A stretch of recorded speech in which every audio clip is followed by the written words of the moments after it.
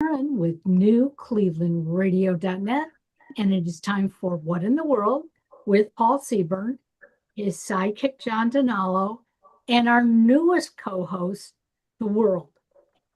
I mean, you got to give The World some credit, because if it weren't for The World, you and I wouldn't be here. And what in the world? What in the world? Oh my goodness. Thank you for that wonderful introduction, Karen. I wasn't sure where you were going with that. Once you got there, I thought, why didn't the rest of us think of that in the first place? But yes, Too it is much thinking, Paul. indeed. What in the world? Everybody's favorite weird news podcast, real news sometimes. Did you hear that? Yeah, we're recording. Oh, yeah, okay. Real news, sometimes strange, always funny, and with technical difficulties occasionally, but we'll just deal with them today. I'm your host, Paul Seaburn, the editor and head writer at Mysterious Universe. Please visit me there at mysteriousuniverse.org, and thank you if that's what brought you to What in the World, to our podcast. Check out over there for more of my famous UFO and Bigfoot encrypted and weird science stories. If you came to us from Facebook, thank you for that as well. That's where you go to find out some of the jokes that I've been testing out for the podcast, so you get a jump on the news. And wherever else you came from, I have a website, paulseaburn.com. You can visit me there. You can find out about my new book, What Would You Say to a Naked Space Alien? There. You can find out all the dumb things I've done in my life, all that good information. So Karen was referring to a globe that is visible to those of you watching on YouTube. So that's always a good reason to, if you haven't seen a globe in a while, that's a good reason to follow us on YouTube. Also, check us out on newclevelandradio.net, which is our platform, the location of our podcast, and a lot of other great podcasts that Karen Hale produces. And without further ado, let me introduce our producer and co-host, media mogul at newclevelandradio.net, Karen Hale. So she has a lot of great podcasts at What in the World at New Cleveland Radio. Check them out. We're the funny one. She's also got some that are very helpful to a lot of things going on in the world today. She has a coaching service called Yes I Can Coaching, which is also our sponsor, so we're grateful for that. You need coaching services, she's got all that information there as well. So newclevelandradio.net is the place to go for that. And don't forget that link to YouTube if you want to see what we look like. We have photos that go along with our stories, but you can listen to it. That's fine. We're perfectly happy with that as well. And by we, I am referring to the other voice in your other ear, none other than our other co-host, color commentator, and host of What in the World of Sports, John DiNallo, my own buddy. Hey, John, how you doing? Hey, Paul, I'm doing well. Karen, I'm doing well. And audience, I'm doing well. I think we're all doing well. And looking forward to a great show. How's the globe? Well, hopefully people can see the globe. And as Karen had mentioned earlier in our broadcast today, if we didn't have the globe or didn't have the world, n't of us would be here. So none of us would be here. That's right. They're kind of an antique globe, hey, John has there. So we're never really sure if it has all the countries on it, but we'll go. We go with it. So what do we talk about every week on What in the World? We find the strangest, funniest news from around the world, around the universe, around the solar system, you name it. We're looking for news everywhere. This is the place to come to if you want to get away from the mainstream media, all the bad news, all the business news, the political news, the religious news. We stay away from all that. We look for the strange. We look for the world records. We look for the people doing dumb things. We provide you with advice on a lot of different things. You name it, all in the name of fun. Please, once a week, come visit us for an hour, have a good time, and it sets you up for the rest of the week, we hope. So what are we going to talk about today? Oh, we got a great show for you today. The world's skinniest car. You will not believe the width of this car. Obviously it's skinny enough. It's wide enough that a person can sit in it, but we'll get more information on that in a minute. From Italy, of all places. The worst places to hide your snake, John, this is for you. Worst place, worst Hey, place. Did you get rid of your snake? No. no. I mean, that's one of my favorite foods is steak. I mean, come on. No, snake, not steak. Steak. Oh, Snake. I see. I'm thinking of food. I'm thinking of steak. Well, No, that's I a don't. completely We don't. different show. If I you don't think. started eating snakes, I would devote a show just to that. All I know is I could not have a snake as a pet. Let's just leave it at that. No, okay, all right, okay. We'll talk about that. Also, toucans. Worst place to keep your toucan.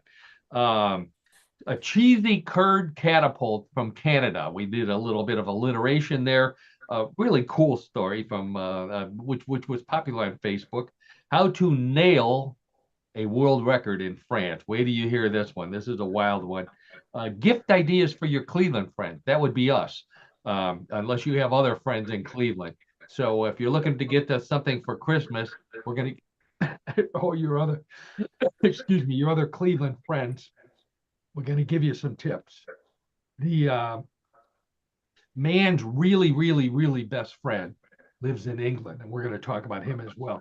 Plus, I'm going to take a drink of water here. John, describe that globe for us. Well, the globe is really, I think, it speaks for itself.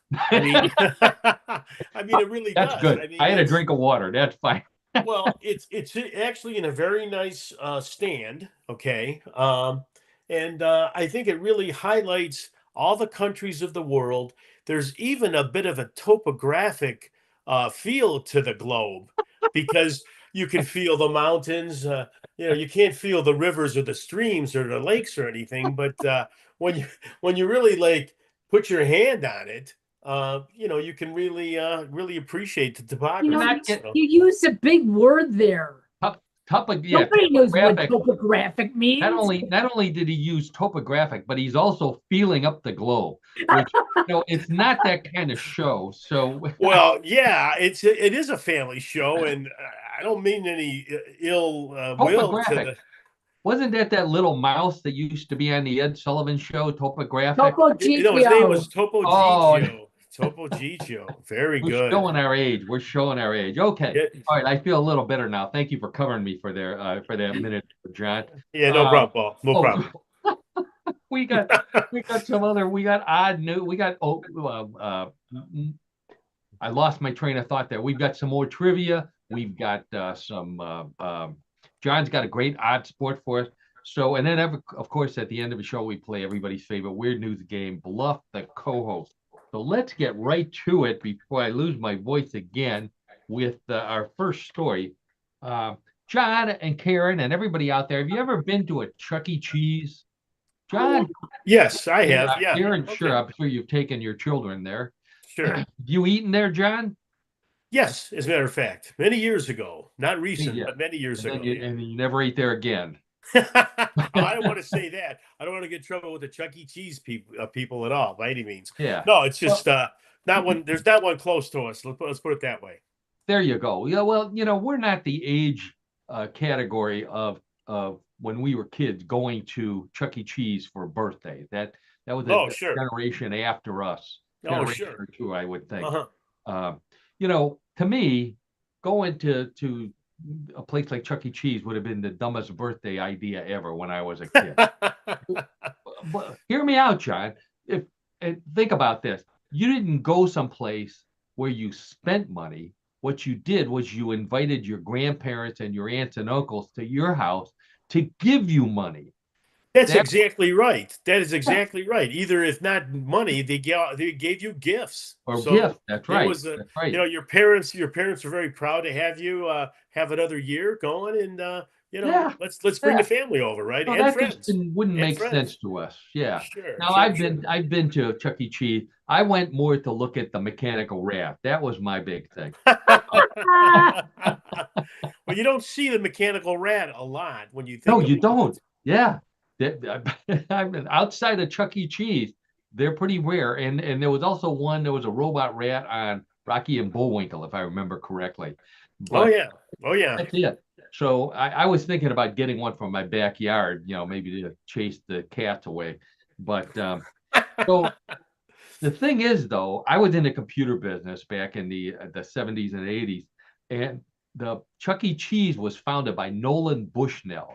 Now, back then, Nolan Bushnell was this huge figure in the computer industry because he founded Atari, and he was a big chip innovator, a very, very, very big innovator in the computer business. And then, proving that there's more than one computer, billionaire mogul who does stupid things. He takes his money and he opens up Chuck E. Cheese in order to, I guess, promote video games, and I'm not sure what else. Okay, yeah, that would be kind of plausible, right? Yeah, and he called it Chuck E. Cheese's Pizza Time Theater, but he spelled the theater Theatre, as if to give a place with mechanical rats and bad pizza some class. Yeah, I don't care. ERRE, it's not a classy joint. It's like calling a bowling alley a bowling boulevard, and that would make it more classy. I don't think so. Yeah, those are true misnomers, Paul, for sure. So why on earth would I be bringing this up? And while I'm thinking about it, for those of you on YouTube, I better bring some pictures up here. Oh, there's our logo. Here's my book. What would you say to a naked space alien? Now available on Amazon. Check it out there or at paulseaburn.com. So what the Chuck E. Cheese people have done, Nolan Bushnell passed away a number of years ago, but they have opened a spin-off of Chuck E. Cheese for adults, people who miss going to Chuck E. Cheese as adults. It's called Chuck's Arcade. So there's no more Chucky, and there's no more, fancy spelling. It's ARCADE, arcade. And it says it's where people who grew up on birthdays celebrated with video games, bad pizza, and robotic rats can go back and enjoy those things again, because it's except for much higher prices. So for an additional fee, besides all the money that you have to pay for the pizza and the video games and whatever else you need to pay for there, for an extra fee, they'll promise that they won't tell your friends that you spent your birthday at the pathetic Chuck's Arcade. So now, get a load of this, people. Some of the locations of these Chuck's Arcades are serving beer and wine, which is perfect if you want to relive the fights that the adults used to get into at Chuck E. Cheese. Did you ever witness any of those, Karen, when you were at a Chuck E. Cheese where the adults all of a sudden got into some big fight for some reason? Oh, yeah. What were they fighting about? Well, your kid has more tickets than my kid, and my kid has the tickets. That's right, the tickets, of course, the tickets. Okay, well, so if you want to relive your younger days, Chuck's Arcade. I don't know if there's one in Cleveland yet, but they're opening all over the country. So let's see how well it does. Okay, this was one of my favorite stories of the week, and that's the skinny Fiat. This is the most unbelievable thing. John, have you ever owned a Fiat? No, I have not. I've ridden in Fiats though. Yeah, I've ridden in Fiats, right? But no, never owned one. Well, back when I was in college, my second roommate was from Philadelphia, and he had a Fiat Spider, the little convertible, and which he used to drive back and forth. So I've ridden in one of those, and we, believe it or not, we used to be able to fit 4 people in a Fiat Spider. Not comfortably, but believe it or not, you can fit 4 people into a Fiat Spider if you don't mind driving with the doors open. That's kind of what we did. So they also had hatchbacks, which is the Fiat Panda, and they had a sedan, a Fiat 124 sedan, which when I was looking at but once I had some money and I was looking for a nicer car than a Volkswagen Beetle, I looked at the Fiat sedans. But wait a second, what's wrong with the Volkswagen Beetle? No, there's nothing wrong with the Volkswagen Beetle. Here, I wish I had. We're going to deviate for a second here. I've owned 2 Volkswagen Beetles in my life, and I wish I had enough money and a good mechanic. Well, I think probably in reverse order. I wish I had a good mechanic and enough money to buy one, because there are some beautiful old Beetles for sale on the You're internet. right. And you have the new Beetle, which Not anymore. oh, you don't. Oh, I'm sorry to hear that. Yep. But we're also fun cars as well. So Yep. so anyway, where did I go? Oh, so they made this Fiat Panda, this little hatchback. So this guy in Italy gets the brilliant idea that he's going to make the world's thinnest car, and he's going to make it out of a Fiat Panda. Name is Andrea Marazzi. Good Italian name. He lives in. I know I'm going to mispronounce these names, John. Bagnolo Cremasco. Bagnolo Cremasco. I have no idea where that is. It's I'm not familiar with where it is either. You can show us where Italy is over there on the Oh, globe. yeah, I'll be happy to. So oh, here's Italy right there, the boot. There you go, on the Mediterranean Sea. Okay. Yes, it is. So yes, it is. so he's got this 1993 Fiat Panda that he got at a junkyard, I guess, and he's turned it into the world's narrowest car. So here's a picture of the here. Oh my God. Yeah, isn't that wild? So it's 20 inches wide. It still has 4 wheels. Believe it or not, it has 4 wheels, and it's street legal. Although the electric motor, he replaced the gas motor with an electric motor. The top speed is only 9.3 miles an hour, just under 10 miles an hour. So I mean, you don't want to drive it in heavy traffic. But this thing is so narrow, the radio station can only pick the radio can only pick up one station. That's how narrow. John, it's so narrow. If you drive with the windows open, he recommends that you wear earmuffs to protect your ears. That's how narrow. Yeah, I bet. Sure. It's so narrow. It's so narrow. Pigeons use it for target practice. That's how Ooh. Hey, I've got a question, Paul. Yeah. There are no wiper blades that I can see. Does he Oh, have good one. Yeah, I wiper think blades on that car? He just takes a paper towel or a rag and hangs his arm out the window and Yeah, I guess that would do that would serve the purpose, right? Exactly. Look at this Because comparison. Here's a comparison between a real Wow. Fiat Panda.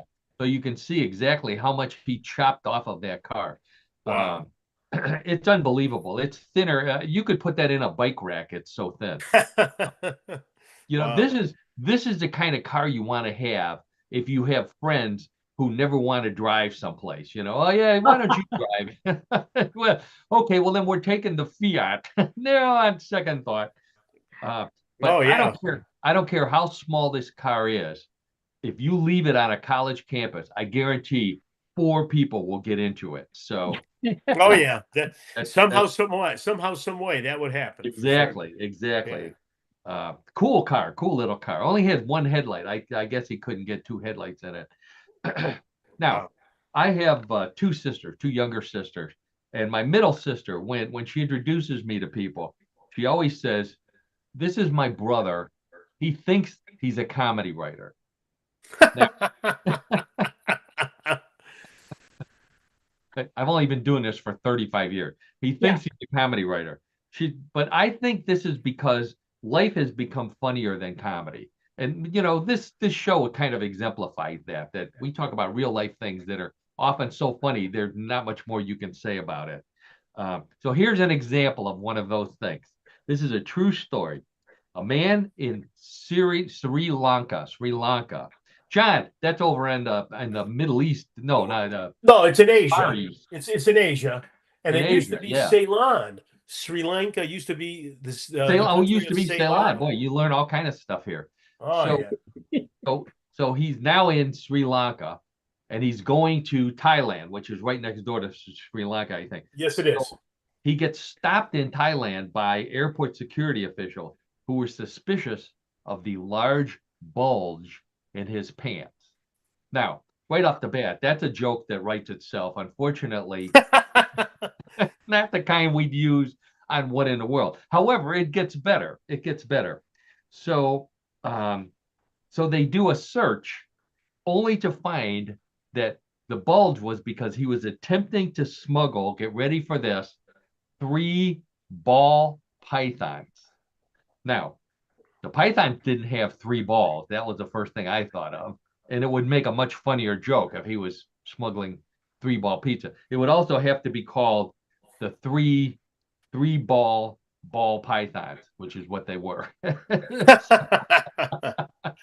Oh my God. So I posted this story, the guy smuggling snakes and already, she's been dead for 45 years. I still got Mae West references, Is that a python in your pants? You're just happy to see me. Mae West, God bless her. She left a legacy of Here's a picture of the ball pythons, by the way, that were in his pants. Pretty big. Whoa. I guess it's both the package of snakes, and I guess that would be his package as well. So after they found the ball pythons, they thought, God, what else is he smuggling? So they checked under his arms for pit vipers, and then they checked with his girlfriend Anaconda to see. Oh no! There we go. Yeah, we better get a horn in there. So that's the first story that's so wild. The jokes write themselves. Then there's a second one along the same line. This one comes from Mexico. So this man from Mexico is going across the border into the United States. He gets stopped by the Border Patrol when the drug sniffing dog smelled something suspicious. So,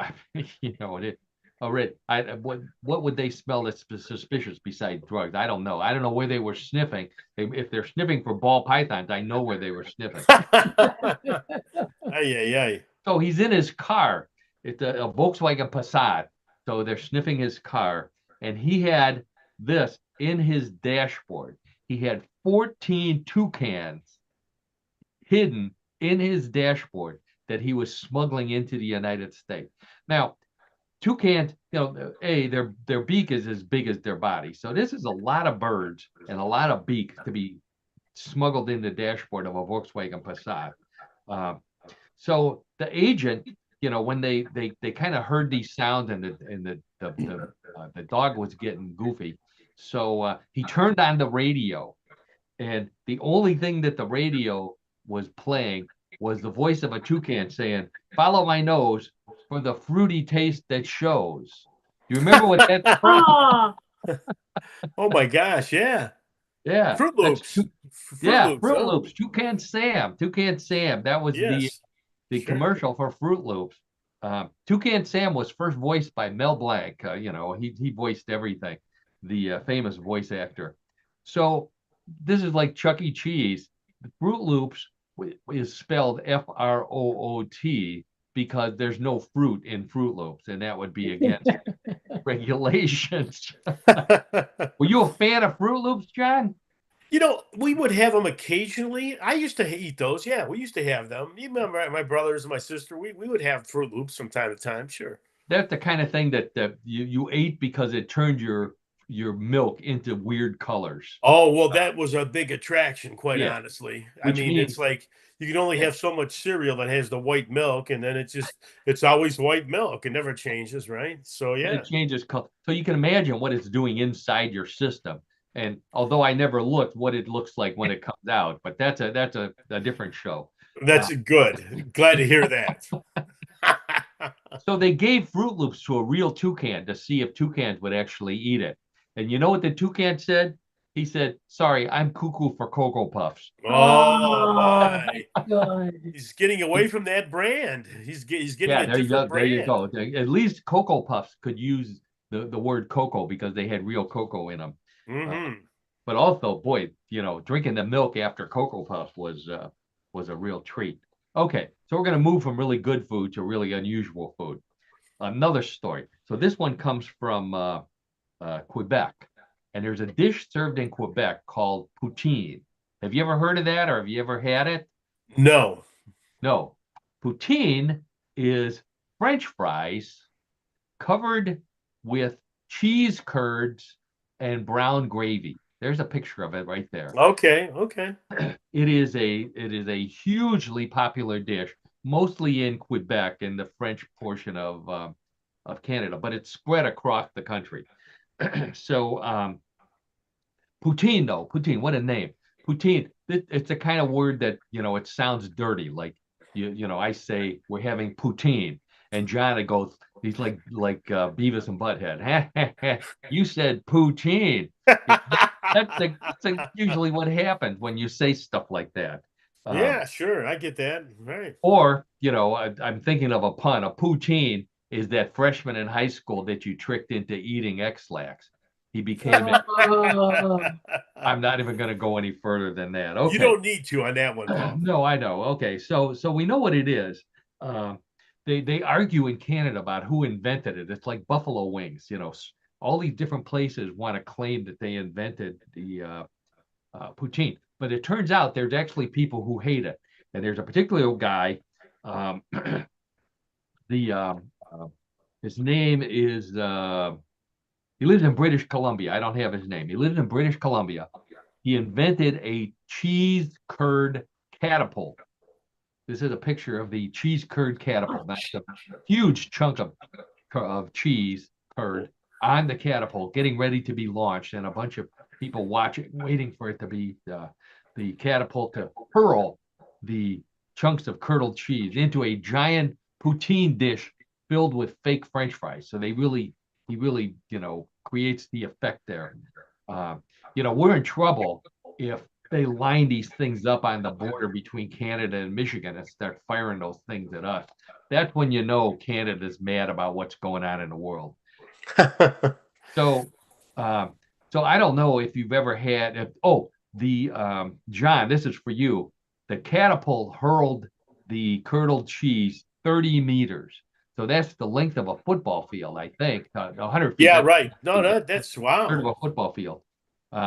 Not far enough for the people who hate cheese curds. They were hoping it would shoot it a lot farther. They need a cheese curd cannon rather than a catapult. But wow.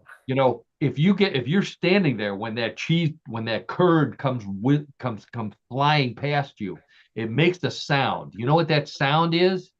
It's called a cheese whiz. Oh boy. I know. You can barely hear the horn, but it's the thought that counts. So that's fine.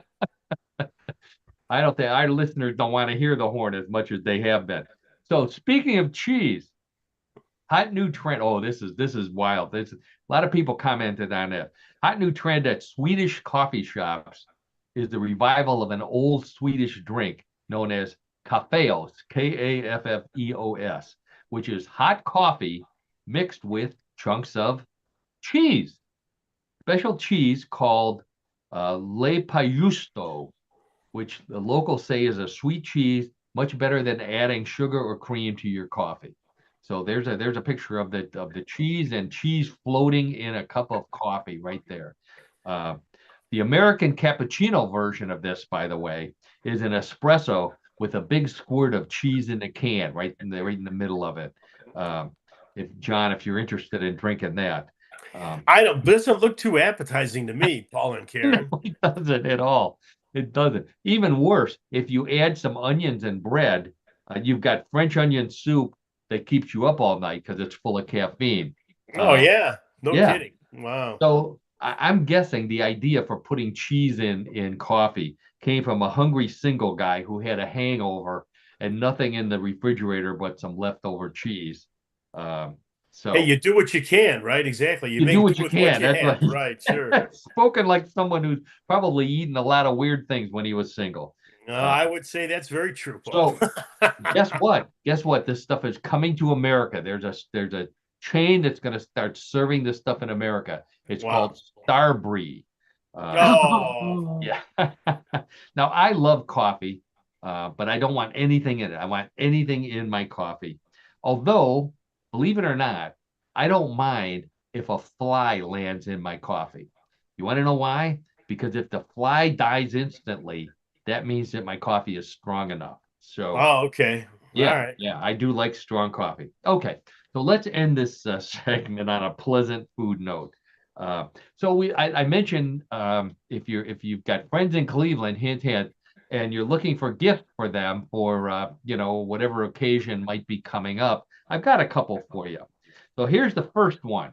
This is a pierogi platter Lego set. So this is Legos made in the shape of pierogies.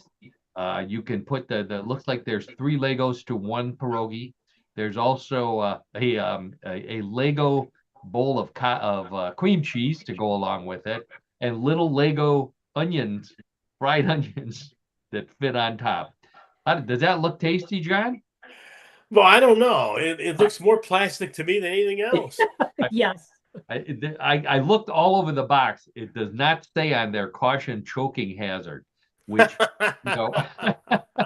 if there's Yeah. if there's Boy. anything that needs that sign, age 7 and up, it says on there. So you don't want to get this for your kid. From my good friends at Polish Food News, which I subscribe to on Facebook. So if you have a daughter and she doesn't play with Legos, but you want to get her something along the same line, here's another gift for you. It could be for your son as well, and that is the pierogi making Barbie. Oh, wow. This is Wow. a Barbie doll. She's holding a fork, but more importantly, she has a bowl of pierogies. She has a rolling pin. She has some dough, and she has some pierogies on a tray that she has not yet boiled, which is what you do after you make the pierogies before you eat them. So pierogi making Barbie coming soon, according to Polish Food News. If you're looking at this on YouTube, you can see it says not real, but I don't. Mhm. I think it would sell like pierogies in Cleveland. They look like hot pierogies. Sure. Heck yeah. You would Yeah. think that. Yeah. So all this talk about food, we need some exercise, right? Okay. So here's we got some great world records coming up here for you, John. Rager Maffei is the guy's name. He lives in Middletown, California. He now holds Guinness World Records, multiple Guinness World Records for hula hooping, one while doing chin-ups. So the most consecutive chin-ups while hula hooping. He did 16 chin-ups while hula hooping. Here's a picture of him doing some chin-ups. He's doing chin-ups on one of those outdoor jungle gyms outside. He has the record for the most consecutive push-ups while hula hooping in an abdominal plank position, and that's that other picture there. He did 47 hula hoops while in an abdominal plank position. Wow. He has the record for the most consecutive pull-ups while hula hooping. That's the reverse of a chin-up. 23. So he did 23 of those. And the longest duration hula hooping in an abdominal plank position, 7 minutes and 41 seconds. So Wow. I mean, he loves hula hooping, obviously. He also holds the record for the most times your pants fell down in the gym while you were hula hooping. They don't even I can see count that anymore. Yeah. I can see that for sure. Poor guy. He can't sit down. He's been hula hooping so much, he can't sit down without his butt first circling around the chair. It just this is the kind of stuff that gets you on America's Got Talent, believe it or not. Oh yeah, I'm sure it would be. There was a lady, but believe it or not, there was a lady just on America's Got Talent who did butt hula hooping. She would stick her butt out and spin the hula hoop. She spun a hula hoop on her rear end for an hour and 15 minutes on America's Got Talent. Wow. Thank God they didn't show the whole thing. But how do you discover that you have a talent like this? That's what I wonder about. Karen is always good at asking that question. Yeah. I have no idea. You have to be bored or have found a hula hoop in the garage that you wondered, I wonder what else I can do with this. I don't know. Okay. We got a couple of animal stories here. This first one comes from England. So Lee Paxman Clark of Siston, England, adopted a 4-year-old stray dog, an abandoned dog. This was a Lurcher Staffordshire cross. His name is Moose. There's a picture of him right here. Look! This is the guy. He's even doing a hula hoop on his head. This guy loves his hula. Wow. Hoop. Yeah. So this guy Lee he adopts this beautiful dog right here, a Lurcher Staffordshire Cross. And we're going to talk about that in a second. Dog's name is Moose, rescue dog. But Lee is the guy who needs rescuing because he found out Moose can't walk past a pub without dragging him in for a pint. So, and there's pubs everywhere in England. So that's what the dog does. He'll be walking down the street. Dog sees a pub, Moose immediately pulls him into the pub. So of course, in case of emergency, when they leave, Moose also takes them to the nearest fire hydrant. So stands to reason. I think so. So Moose, I think, has a little retriever in him because while they're in the pub, he also tracks down what looks like single women for Lee to go and give his phone number to. And single women love dogs. So to see more pictures of Moose, you have to Google really, really, really, man's really, really, really best friend, because obviously a dog that drags you into a pub is a pretty valuable dog to have. I guess so. Oh, sure. Oh, yeah. So a Lurcher, I thought, this had to be a dog that looks like Lurch from the Addams Family, or maybe the Addams Family pet before they had Thing, the hand. But it turns out a Lurcher is in itself a crossbreed. It was a breed from mating a greyhound and a terrier. And they did this in England to turn it into a hunting dog, a really fast hunting dog. Goes back to the 12th century. So Lurcher, I guess, is the English word for mutt, because that's kind of what he is. But I thought that way, I didn't realize people did things like that. Okay, another animal. This was a very popular story on Facebook. John, let's see if you remember doing this in college. Chimpanzees at the Chimfunchu Wildlife Orphanage in Zambia. John, you know where Zambia is on the map? I know where Zambia. Sure, Zambia is right here in Africa. Let me get it going over here. There we go. Zambia is right here. It's still in the northern hemisphere. Yeah, yes, we it is. rarely get down into the southern hemisphere on that globe. It's going to get upset that it's not getting any attention. Equal time. So believe it or not, these chimpanzees at this wildlife orphanage are running around with grass stuck in their ear, but more importantly for this story, in their butt. Now, I'll spare you. Here's a picture of the chimpanzee with grass in his ear. I think the one in the corner is in the process of sticking grass in his butt, which is why we. Oh boy! Yeah. So the officials at this camp are calling this a new fashion trend among chimpanzees. This is what happens when we stop dressing chimpanzees like people and taking pictures of them for Christmas or for birthday cards. We just let them pick out clothes on their own. Instead, they go sticking. Really? Oh my gosh! We need to go back to dressing them up in little hats and bow ties. Poor Jane Goodall. Oh my God, Jane Goodall, the chimpanzee lady. Sure. She's so upset. They saw her crying and shredding her notes because she just can't believe that chimpanzees that she so highly respects would be sticking grass up their butt. The next Planet of the Apes movie will be based on this, but it will only be shown on Pornhub. So you get an idea what that looks like. I don't know how this can be a fashion statement.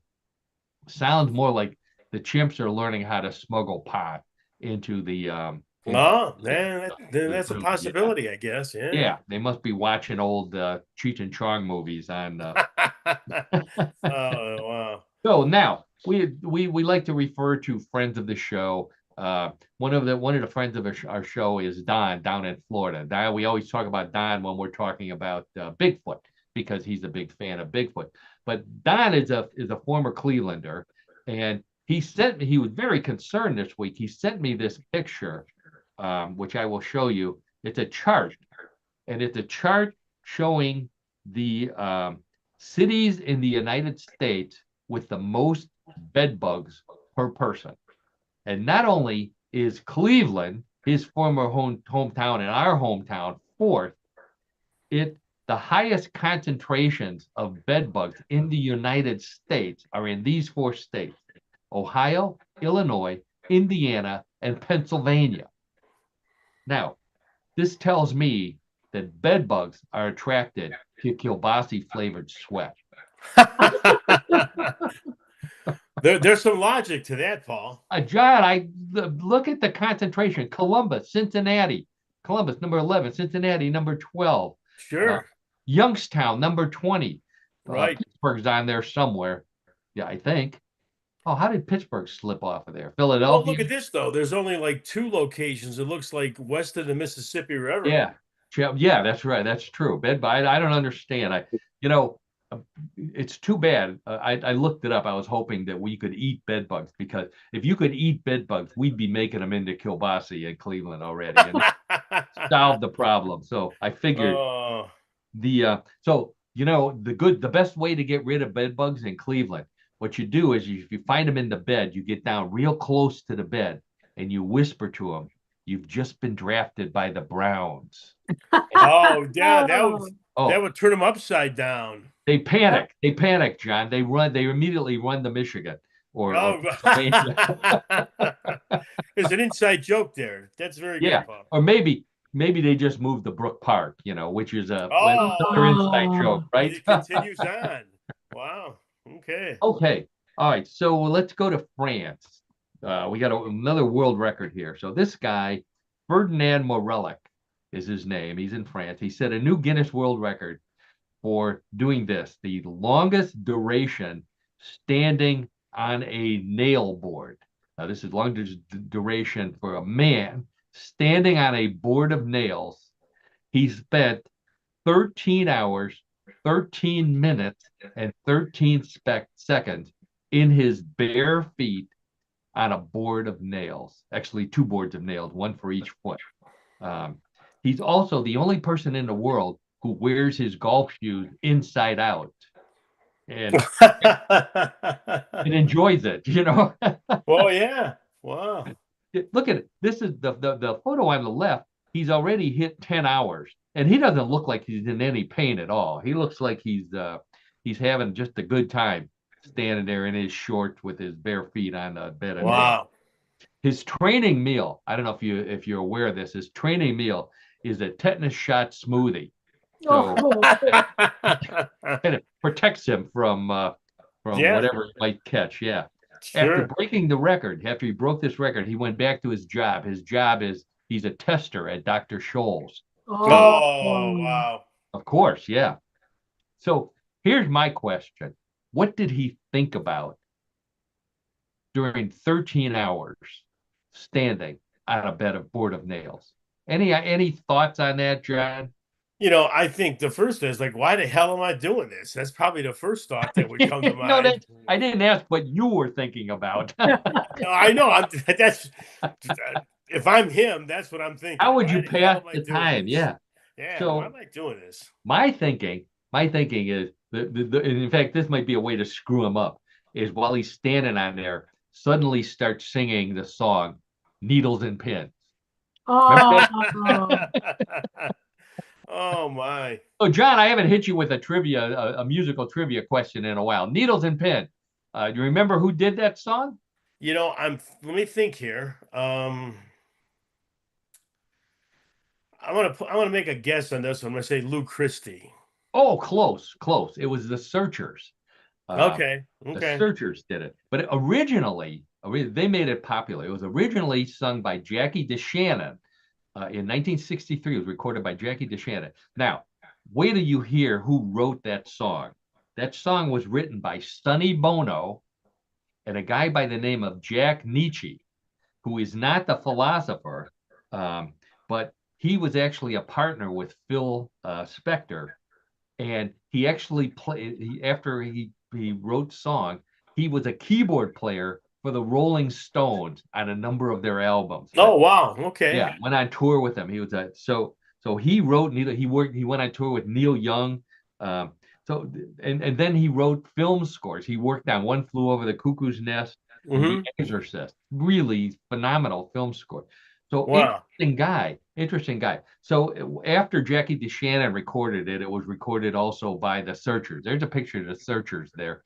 On the Ed Sullivan Show, they actually sang Needles and Pins on the Ed Sullivan Show on April 5th, 1964. Okay.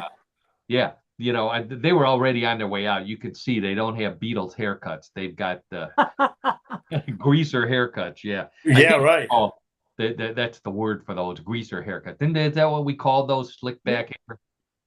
I don't Yeah, know. God, did you ever have enough hair to slick it back? I don't remember. Yes, I did, but I never did slick it back. No, it didn't slick it back. No, me neither. So wait till you hear who else recorded this. I don't remember this. Tom Petty and the Heartbreakers recorded Needles and Pins in 1985 on their first album.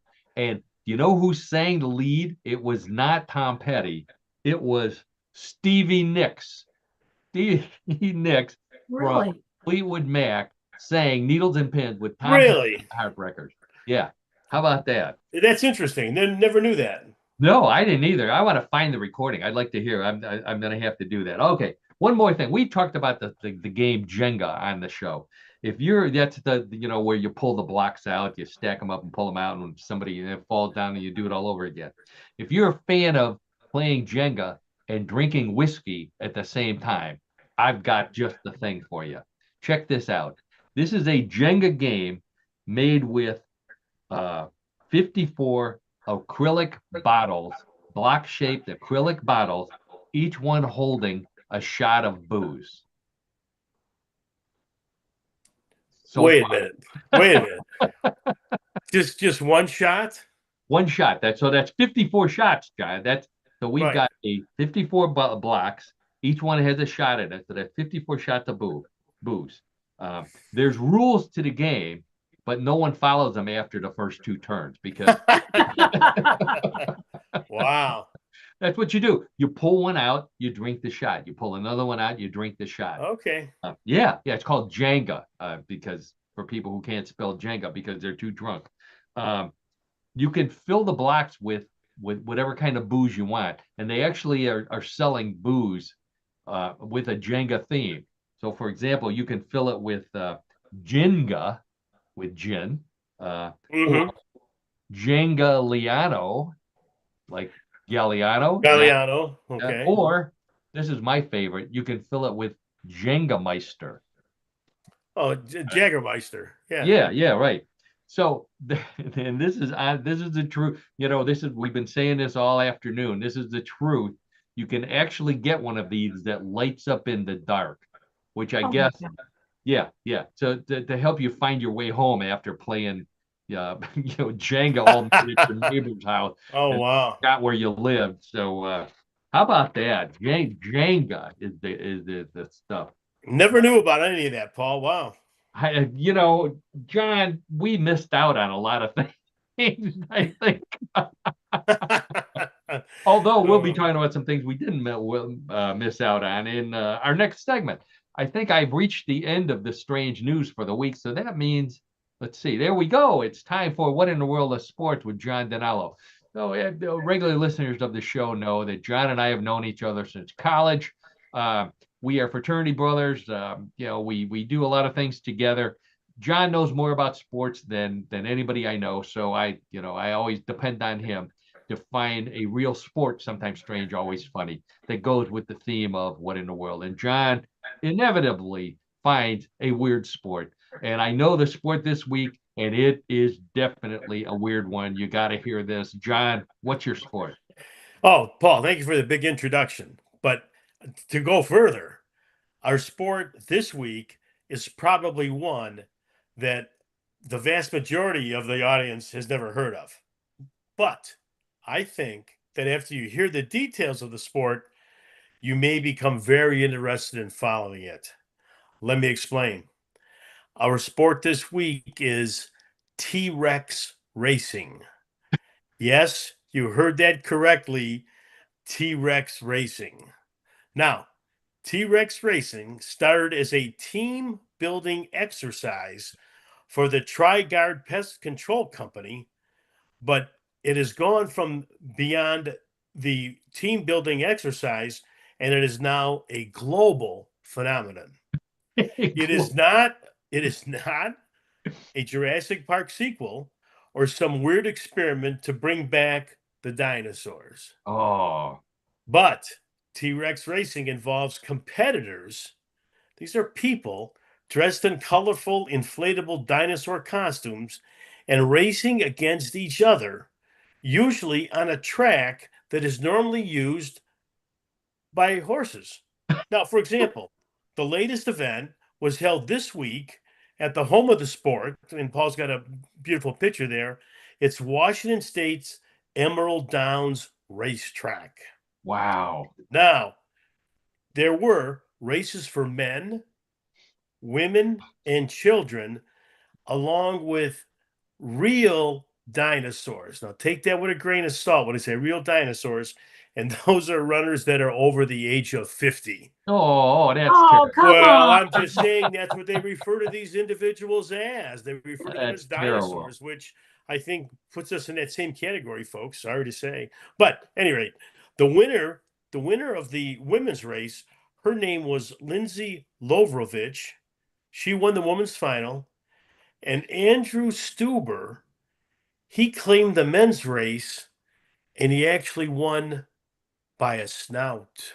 Yes, Oh. they've got pretty big snouts, yeah. Now, look at those. Now, while Emerald Downs may be the home of T-Rex racing, it is by no means claiming a monopoly on the phenomenon. A gentleman in Japan by the name of Naoki Kawamoto founded the Trinosaurus Race Day, and he organized that race in 2022 and has been quoted in an interview saying that runners can do things they can't do as humans. If they're all Trinosauruses, nothing is shameful. Now, there's some logic to that. There is some logic. Oh, sure, yeah. Now, take it a step further. The Isle of Man in Britain also claims the unofficial world participation record for T-Rex racing, with more than 500 runners entering last year's T-Rex Thunder Run. Wow. Now, it will be held again in August in 2025, so a month away, under its new name, T-Fest. And making sure that we cover the globe here, we're covering the world, and we're going to go to the continent and the country of Australia, which is there we go. There's our southern hemisphere. which is the finally. southern All right. hemisphere. Yeah. Okay, to keep everything equal. The T-Rex racing is held on the same day as a horse racing spring carnival, and this is to protest against the sport. Now, organizers there say, quote, "The dinosaur dash proves you can have fun by cheering on willing participants who enjoy themselves. No one needs to suffer for entertainment." That's the Australians, those fine people down under. Now, Wow. in closing, T-Rex racing sounds like the perfect sport for today. Yeah. It's easy. It's fun. No animals are harmed unless you count the old railbirds who lose their shirts betting on the brontosaurus in the 5th race. Oh. On a I muddy also love track. the- Yeah, on a muddy track. I love the phrase railbirds. Railbird. I didn't. Railbirds, yes. Railbird. That's right. Railbirds. There's one you don't hear very often anymore. Some of these photos, John, this is the winner. That's a pretty impressive trophy there for the #1 finisher there. But these Yeah. pictures from Japan, the Japanese made some really colorful T-Rex costumes. Oh, yes, yes. I thought those were Oh, they're very, yeah. good. I mean, it takes time and energy to be able to, develop those. Oh And, yeah, and it's men and women. There's a picture of men and women. yeah, sure. There's a hole in the throat for people who are trying to imagine it. They don't look out of the T-Rex's eyes because these costumes are like 7 or 8 feet tall. Yes, So yes. they kind of look out of the head. And there must be 40 T-Rexes on the track right here. And Emerald Downs. Yeah. Looks like there's a guy with no costume. It looks like he's the pacer. Yeah, I think so. Well, trying to set a world record. And I must say, I'm always rooting for the group of people over 50 that are called dinosaurs. Dinosaur. Oh, that was the best part. I'm in their corner 100%. Yep. So this sounds, John prefaced this by saying this is probably a sport you've never heard of. And I thought that I'd never heard of it, but then I remembered that we did something like this back in college. John, the T-Rex racing, the fraternities had T-Rex racing. Wait a minute. Do you have some photos to kind of bring my memory back on this? Of course I do. Yeah, I know. I always have photos. So we were challenged. Our fraternity was challenged to a T-Rex race, and John and I were put in charge of it as always. And neither one of us was very fast in those days, so we counter offered to see if we could come up with something that we were better suited for. So the first counter offer, we challenged this other fraternity to T-Rex boxing. And here's you'll notice there was one big problem with T-Rex boxing, and that is that the arms are too short. And yeah, that's the interesting thing about their anatomy, right? Exactly. Yeah, So T-Rex boxing was canned. So then we tried to come up with another sport that we were good at, and we came up with T-Rex bowling, which unfortunately kind of had the same problem. Those little arms weren't really that good. Yeah, I mean, you're hampered with that. I mean, you are. Yeah. Sure. So John is much more coordinated than I am. Let's put it that way. John was a good dancer back in the old days. So John came up with the idea, the challenge that we won, and that is T-Rex ballet dancing. So here's a picture of John as a T-Rex dancing the ballet. Isn't he graceful? That has to go back many years. That's all I have to say about that, folks. Wow. I like the way you use the tail to hold your balance while you're pirouetting on one. That's so impressive. And I remember it because I was there. You may wonder what I was doing during that time. This is me. I was one of the cheerleaders. Right. I see. Right. And I think I cut a pretty nice figure there as a T-Rex cheerleader. So, yeah, sure. I mean, you stand out, Paul. Let's put it that way. You stood out. Hails from the fraternity of Delta Alpha Theta. All right. T-Rex ballet dancing days. All right. I think we've reached the painful end of that story right there. Thank you so much for that sport, by the way, John. You're welcome, Paul and Karen and audience. Looking forward to what you have next week. So now that means it's time for Bluff the Co-host, everybody's favorite weird news show. For those of you who haven't played, rules are real simple. I have 3 stories, just like the ones we've been talking about all afternoon. One big difference. Those stories, as strange as they were real. The stories in Bluff the Co-host may be real, may be a bluff, and it's up to Karen, John, and all of you playing at home to decide, real or bluff. Wagering is allowed, so place your bet. John and Karen, put your hands on the buzzer. Let's get right to story number 1. The Netherlands is tough on drivers who use their phones while driving, and they have their speed cameras tuned to look for violators.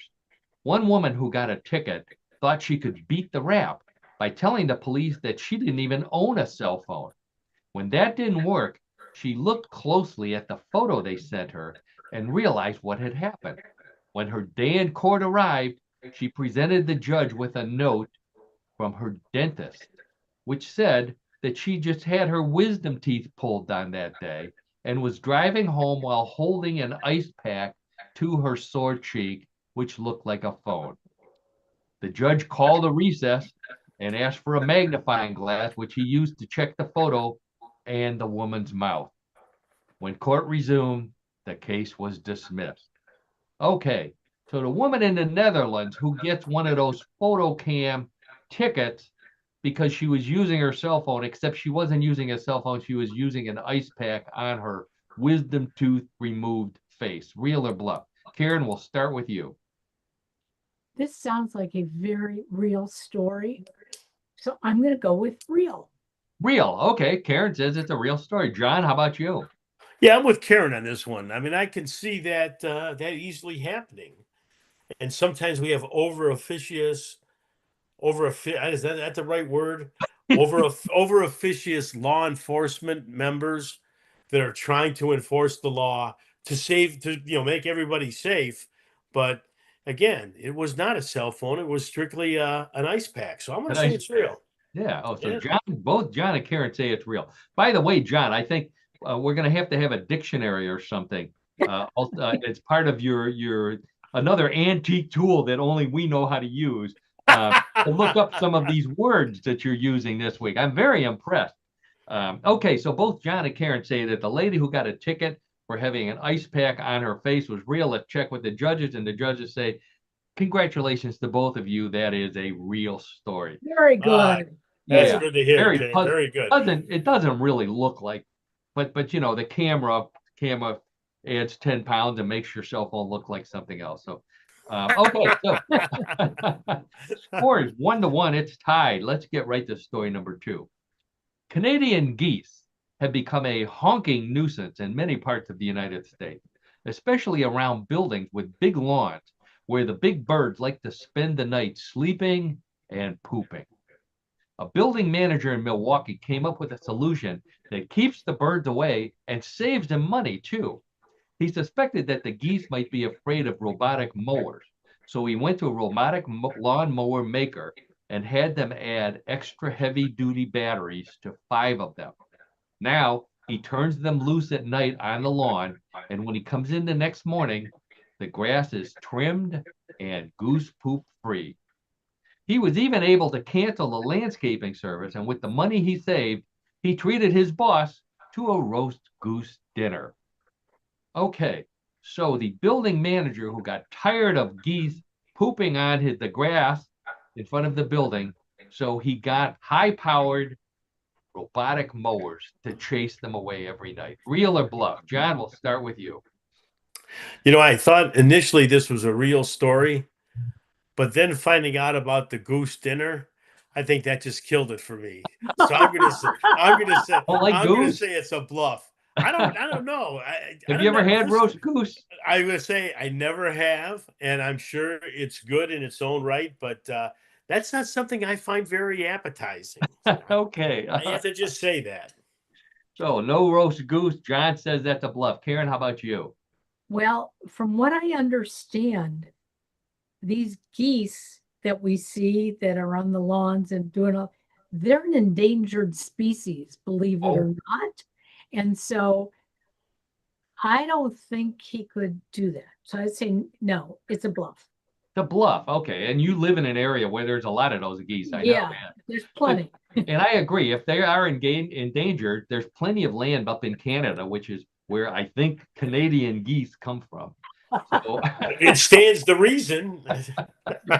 so if they are endangered, maybe they'd be safer up there. But anyway, both John and Karen say that the robot mower chasing of geese is a bluff. Let's check with the judges, and the judges say, "Boy, you guys are on a roll. 2 for 2. That is a bluff." Yes. Hey, all right, Karen, Wow. way to go. Oh, Good. this is unusual. So we have a tie score after 2 rounds, 2-2. Points are double in round number 3, but it doesn't really matter. Somebody's going to win, or we'll have a tie, and everybody wins. So let's get right to story number 3. If you are bothered by flies while eating outside, but you don't want to kill them with harmful pesticides, bug zappers, or fly swatters, insect experts have come up with a new way to chase flies away: disco balls. It turns out that flies depend on light and reflection for navigation. So hanging a disco ball on your porch or in your tent messes with their sense of direction so much that they get frustrated and leave to look for another picnic to ruin. Any size disco ball will do, but they recommend putting it in direct sunlight and in a breezy area so the lights dance around. If you're desperate, you can use a fan and a spotlight to do the same thing. The experts guarantee that this will keep the flies away, but not your neighbors looking for a disco dance. So the insect experts say a nice non-fatal way to chase away flies is by hanging a disco ball on your porch. Real or bluff? Karen, what do you say? I'm going to say it's real because these new fly catchers with the ultraviolet light that they give Okay. off Yeah. would do the same thing. So I'm going to say yeah. Wow. Oh boy, Yeah. you're up on fly stuff. Oh, I am. We got lots of flies here. Okay, so Karen says that's a real story. John, how about you?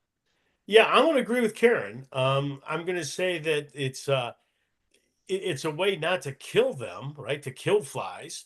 It's a way to get rid of them, though. And I could see, yeah, disco balls. They don't go away like other things. So I think that there are plenty of disco balls out there, and I think that those disco balls could serve a better purpose than they were when they were being strung over the dance floor back in the 70s and 80s. So, Apologies to so you're John saying, Travolta and his gang. so you're saying that even though there's no disco balls don't go away. That Yeah.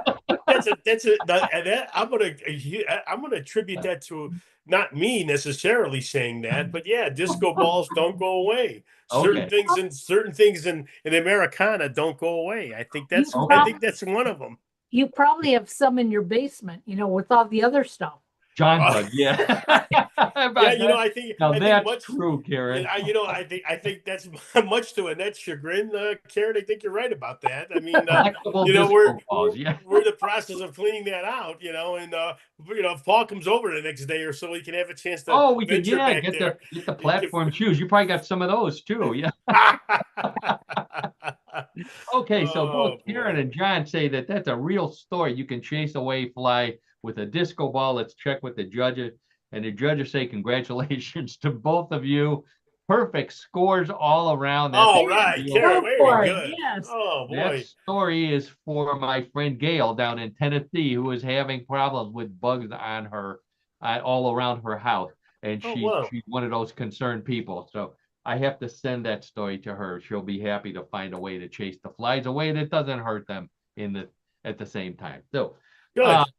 that's it. That's it for this edition of What in the World. I want to thank Karen Hale, a co-producer, co-host, media mogul at newclevelandradio.net. Thank you for everything you do for our show, Karen. Thank you for everything you do for all the great podcasts that you can find at newclevelandradio.net. And also, if you need coaching services, check Yes I Can Coaching with Karen, our sponsor. Great coaching services there. All the details are at newclevelandradio.net. And as always, I want to thank my old buddy John DiNallo. Thanks for your color commentary, for some great sports, for your globe, for the word of the day segment today. Well, I'll tell you one thing. I'm very, very pleased that I don't have to do flashcards this week. Hey, That's you get right. a week off. There you go. Yeah, John right. gets a That's right, week Karen. off. That's right. Yeah. Boy, no studying this week. Okay. All right. Well, the judges will hear about that. They'll they're going to be on me. So, and as always, the people we most want to thank are our listeners out there. Our listeners, our viewers. You're the reason why we do this show every week. Without you, it wouldn't be as much fun. And we hope that you have as much fun listening to the show as we do putting it together and putting it on once a week. We hope that it's a brief, a 1 hour respite from the bad news out there where you can sit and have some fun. If you need more than an hour, again, go to newclevelandradio.net. You'll find out where the library of all of our past shows on YouTube and on Spotify. Check them all out. Once you play what the co-host wants, you'll be the winner next time you watch the show again. So Right. hopefully, I don't know. That's true. Some of That's our right, Paul. listeners, That's a maybe good they don't point. remember. But anyways, on that note, I think it's time for us to go. It's a beautiful day in Cleveland, Ohio. We will be back next Tuesday at 3:30 Eastern Daylight Time. So enjoy the day, enjoy the weekend. We'll see you.